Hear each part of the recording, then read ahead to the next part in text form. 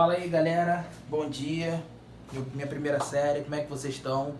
Como é que estão lidando aí com esse coronavírus, né? Espero que as coisas melhorem daqui pra frente, né? Vamos acompanhar aí como vai ser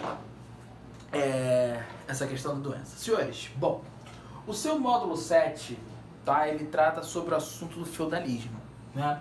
É um assunto em que a gente já vinha construindo, né? Lá daquela queda do Império Romano, né? De onde já vinha sendo construído, né? Onde você tem os bárbaros, né? Invadindo os territórios da Europa. Vamos lembrar que bárbaros eram os povos não romanos, né? Esses povos, em sua grande parte, oriundos da Germânia, tá? Então, ou seja, os germanos, eles invadiram uma boa parte do território do Império Romano na Europa Ocidental, né? E formaram os reinos germânicos, tá? O que é engraçado a gente analisando essa situação é como nesse processo de fragmentação que dá início ao período medieval, né? Como nesse processo de fragmentação você tem o fortalecimento da Igreja Católica, né? Obviamente, uma das razões eu já falei que é justamente a Igreja Católica estar bem, né, desenvolvida entre os mais pobres daquela sociedade, né? Então, se você tem um desejo mundano por melhores, né? Um desejo, o mundo deseja melhorias e acredita na fé de Cristo como um Salvador. Então, acho que é importante a gente ter essa clareza que isso tudo está acontecendo na Europa. E quando essa galera ela se vê no campo, né, senhores, a gente sabe muito bem que o clero nasce depois da nobreza, tá? A gente sabe muito bem que a burguesia nasce depois da nobreza. E a gente sabe muito bem que desde que o mundo é mundo existem-se nobres. Existe quem manda, existe quem dita as regras e quem dá as regras. E não vai ser diferente agora no feudalismo. Tá, isso aqui eu tô falando aproximadamente depois do século V, depois de Cristo aí. Esse vai ser o sistema político do período medieval, o feudalismo. Alguns autores consideram que o feudalismo é o início do capitalismo porque já havia, tá, aí uma presença de moedas, né?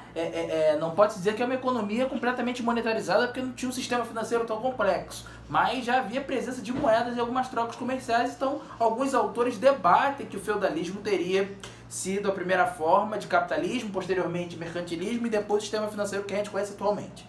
Mas essa é uma discussão mais para frente, mais aprofundada. O fator no período medieval você tem que entender que o feudalismo, tá, ele é o sistema político, tá, e econômico dessa sociedade. Senhores, bom, dentre as características políticas, né, eu comecei a destacar para você o processo de ruralização. Senhores, isso aqui é uma coisa que você tem que ter em mente. Era uma economia rural, uma economia ruralizada. Lembre-se que com as invasões bárbaras, né, com a formação dos reinos germânicos, você tem uma interiorização da população para o campo em busca de melhores condições de vida. Lembra que as cidades estavam abarcadas, as cidades estavam acabadas, né, por conta das guerras que o Império Romano estava sofrendo, das constantes invasões, e que o povo vai para o campo, né? E no campo você sabe muito bem que quem é forte desde sempre é a nobreza, né? A nobreza é uma classe poderosíssima detentora de terras. Tranquilo isso ou não? Então, guarda essa informação, porque quando eu falo em ruralização no feudalismo, eu estou atrelando esse processo de que a fuga para o campo é a fuga por melhores condições de vida e a formação de sociedade dentro do campo. Então, o feudalismo, né? O que quer dizer feudo, senhores? Feudo quer dizer pedaço de terra. Então, ou seja, você percebe que a terra se torna o elemento mais importante, tá, de todo esse processo. E é a terra que vai estabelecer as relações sociais. Por isso, sistema feudalismo, sistema de terras. Beleza? Bom, então, essa ruralização, ela se encaixa muito bem nesse processo. É uma das marcas principais do feudalismo. Tá? Senhores, uma outra marca das características políticas do feudalismo é justamente o processo de descentralização, né? Você tem aí a descentralização política no feudalismo, né? Então, ou seja, você tem a nobreza, tá, como a principal classe política aqui são os nobres, beleza isso? Então, ou seja, uma vez essa nobreza sendo a classe mais forte desse sistema, ela descentraliza o poder. Por que o poder é centralizado? Professor, então não existia rei? Não, existia um rei. Tá? Só que o rei, ele era subordinado subordinado ao nobre. E cada nobre mandava no seu pedaço de terra. E por isso o poder era descentralizado. Porque o nobre ele tem direito de fazer, por exemplo, leis próprias para o seu feudo. O nobre, por exemplo, ele tem direito de fazer normas para o seu feudo. Ele tem o direito de escolher quem vai ou não estar naquele feudo. Então, quando eu falo em poder descentralizado é porque você não tem uma unidade como a gente conhece hoje. Por exemplo, não tem um país formado. Nós vamos ter vários reinos, nós vamos ter vice-reinos, mas nós não vamos ter uma unidade territorial com o mesmo idioma, por exemplo, com as mesmas culturas.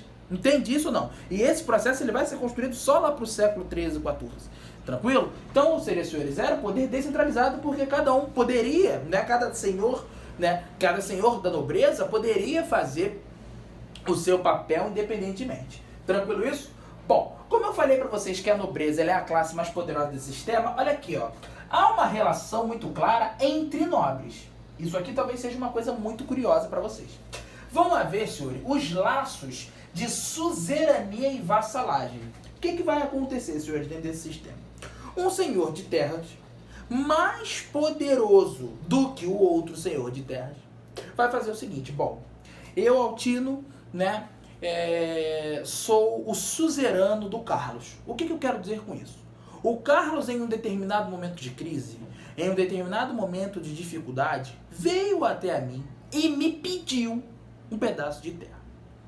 Nesse momento, se eu tenho uma terra extensa, no meu espírito da coletividade, e aqui é uma economia coletiva, eu doei essa terra, dei essa terra pro Carlos, mas óbvio, ele me deveria obrigações.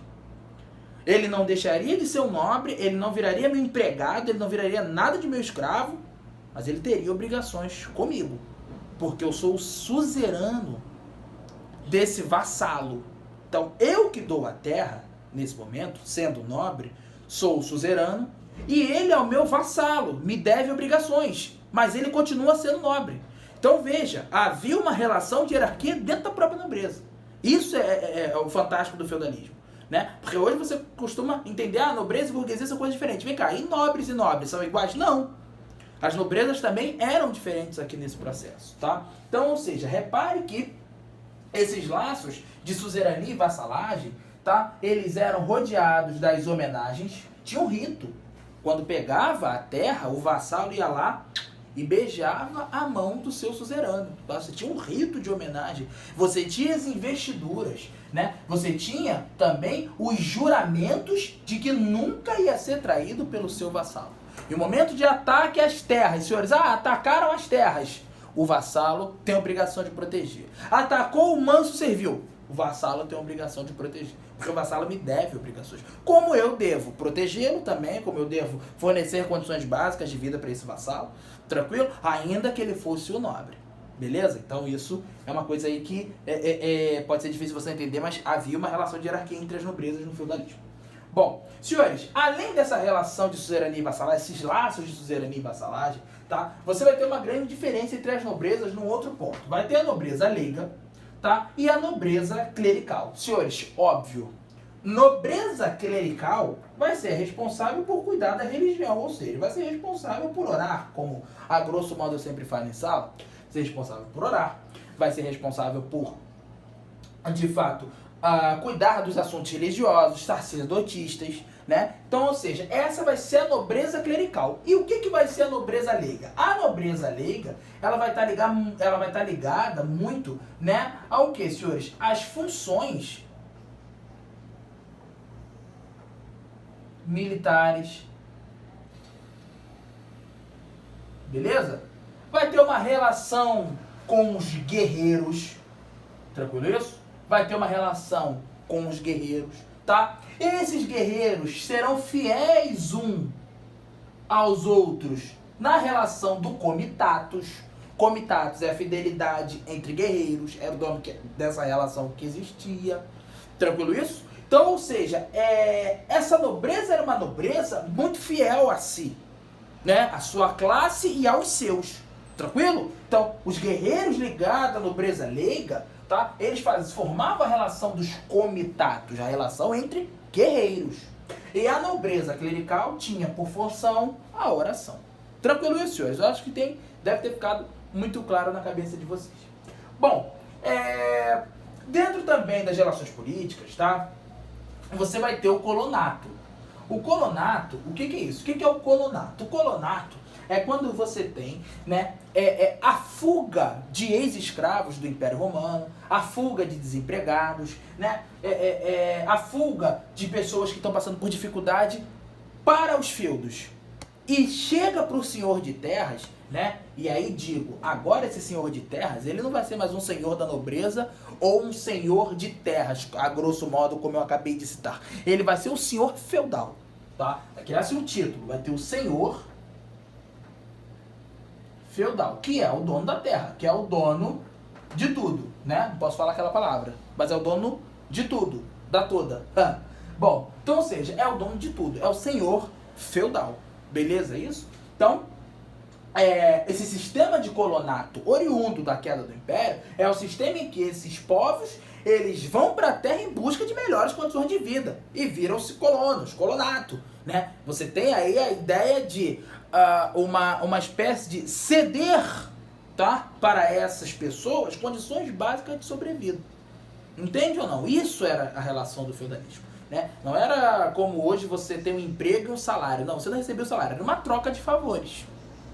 Tranquilo? E como se dava essa troca de favores, senhores? Esse colonato, né, ele é um regime justamente muito importante. Eu acho que eu até botei ele no teu PDF, tá? Era interessante também para o senhor de terras dar nessa condição para essa pessoa, porque nesse sistema de colonato havia uma troca de proteção. Então o senhor feudal garantia também um pouco mais de proteção quando ele cedia, né, essa condição básica para tal ex-escravo viver ou desempregado, que seja. Tá? Essa é a relação do colonato. Bom, senhores, acho que ficou claro, né? Comitatos, colonato, nobreza leiga, nobreza clerical, a relação entre nobres, suzerania e vassalagem, homenagem e vestidura, descentralização e ruralização. Eu acredito que tenha ficado bem claro aí na cabeça de vocês. Eu destrinchei bem isso porque o feudalismo é um sistema complicado. Senhores, bom, nos aspectos econômicos, tá? A gente vai ter uma economia autossuficiente.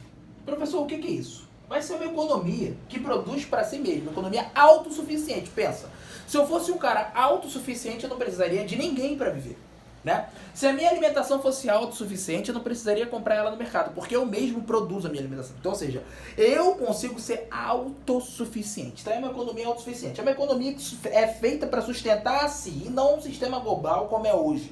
Tá? É uma economia que é feita para sustentar a si. Bom, é uma economia também de subsistência. Garante as suas próprias condições de existência. Subsistência, minha existência. Garante a minha condição de existência.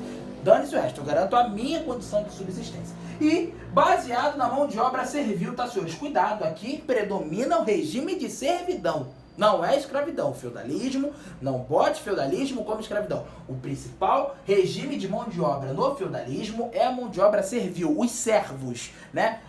Os servos que são fiéis demais ao seu senhor também, tá? Não só aos vassalos deveriam obrigações ao suzerano, como você tem essa troca também entre os servos e o seu senhor. Seu senhor era como se fosse seu pai, o seu senhor era como se fosse o homem da referência para a vida desses caras. Tranquilo isso? Tanto que, veja bem, o feudalismo, tá? Ele vai ser, o feudo, a própria terra, ela vai ter uma divisão em manso senhorial, a terra do senhor. Veja que isso não acontece mais hoje em dia. Você vai ter o manso servil, que é o manso do servo, onde o servo vai estabelecer sua família, seus filhos e produzir condições básicas para a sua vida. Você vai ter o manso clerical, que é a terra da Igreja Católica. Óbvio que a igreja vai estar batizando todo esse processo. Óbvio que essas nobrezas são nobrezas católicas. A gente não está falando mais de nobreza politeísta aqui, porque o catolicismo se expandiu muito e, inclusive, é a principal instituição desse momento e a que tem mais terras. Beleza, isso? E você vai ter o manso comum, que é onde as trocas comerciais, né, o escambo, a compra e venda, a grosso modo, elas aconteciam, tá, dentro desse feudo. Um dos caras que escreve muito bem sobre isso é o historiador Jerome Bachet, né, um cara que tem um livro sobre feudalismo muito bom também, eu já até li esse livro. Então repare que dentro da terra do senhor feudal, dentro do seu feudo, você tem toda uma estrutura que abarca do servo à igreja aos comerciantes. Então percebe que é uma relação um pouco mais ampla do que a gente está acostumado a lidar. E como que sustentava esse processo todo, gente? A partir da cobrança de impostos. Professor, como assim impostos? Isso vai estar mais especificado no seu PDF. Eu não acho necessidade de eu explicar isso agora na aula, mas eu vou, por exemplo, citar um imposto chamado talha. A talha, né, ela estabelecia justamente, senhores, eu até botei, acho que eu botei no seu, então, eu botei no seu PDF em vermelho, eu destaquei esses impostos porque cai muito. A talha, por exemplo, é onde você destina parte da produção, né, para o senhor feudal. Tranquilo isso? Além da talha, você vai ter a banalidade, que é um outro imposto, tá? É um imposto sobre ferramentas, sobre o uso de ferramentas. Tranquilo isso? Você vai ter, tá, também, senhores, a corvéia. A corvéia, que é, né, um imposto em que o camponês ele tem a obrigação de permanecer um tempo naquela terra. Você vai ter também a formariagem, né? O que é a formariagem? É um imposto que se paga pelo casamento dos servos. Então repare que era uma estrutura que se mantinha economicamente baseado na cobrança de impostos. Mesmo que houvesse uma autossuficiência, uma subsistência, uma servidão, você tinha uma cobrança de impostos muito rígida. E eram impostos que tinham que ser cumpridos. Beleza, gente? Então, essa aqui basicamente é a estrutura do feudalismo. Ficou claro para todo mundo? Espero que tenha ficado. Um beijo e até a próxima. Tchau, tchau.